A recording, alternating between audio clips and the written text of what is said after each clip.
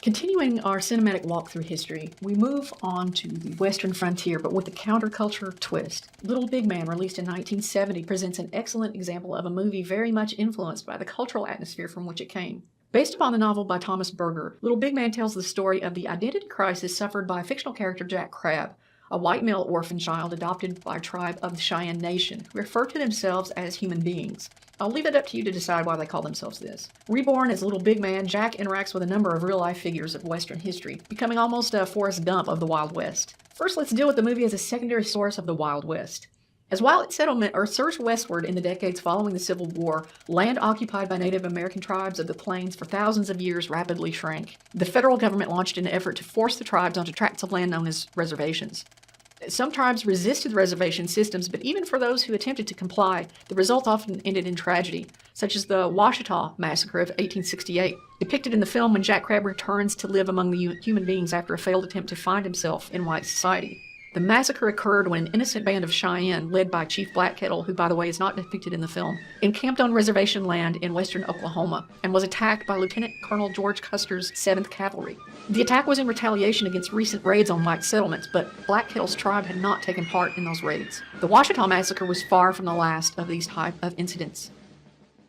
Several years later, Custer led an expedition into the Black Hills of South Dakota, territory which was at that time set aside for the Cheyenne and Sioux tribes by virtue of the Fort Laramie Treaty. The Black Hills are a sacred place to these tribes as they believe it to be the point of creation of their people. When gold was discovered on the expedition, the United States government nullified the treaty and declared the land part of American territory.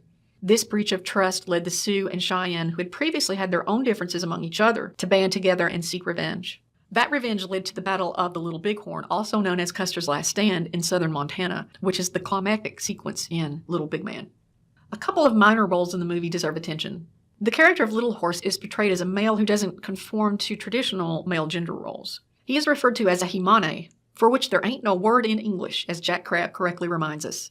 In Cheyenne spirituality, there's a strong belief in dualities, light and darkness, good and evil, masculine and feminine. When a person dies, their soul is united with their masculine or feminine counterpart in the spirit world to achieve complete harmony. Himanis, on the other hand, were considered to have been born possessing both masculine and feminine spirits, making them very powerful and almost magical in their uniqueness. Himanis enjoyed elevated social status in their tribes.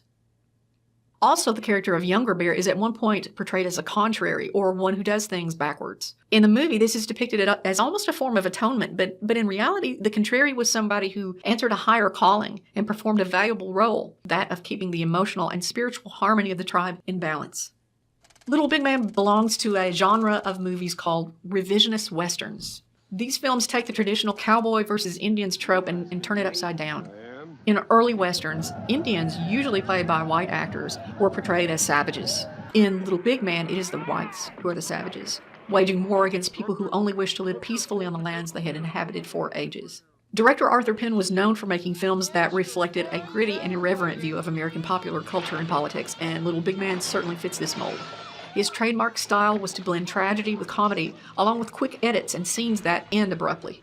When Little Big Man was released in 1970, the country was experiencing social and political turmoil over racial tensions, gender equality, and militarism.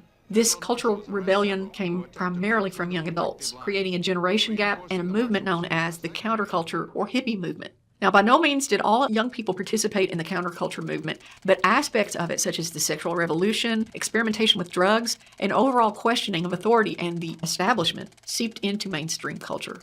The counterculture also embraced Native American spirituality and empathized with the oppression experienced by tribes throughout American history. If you watch carefully, nearly all of these can be found in the subtext of Little Big Man. There was also something else happening during the 60s, the Vietnam War. At its heart, the movie is an anti-war film. Arthur Penn deliberately set out to make a film that would draw parallels between what was happening in Vietnam with what had happened to Indians of the Plains in the 1870s. This film is also a social satire with humor that is at times bawdy and often quite dark. It takes on themes of hypocrisy and cynicism toward previously celebrated Western myths and legends. As you watch this film, be thinking about how the movie connects the present to the past in terms of its depictions of sex, violence, and the overall attitudes it expresses towards American society and history in general.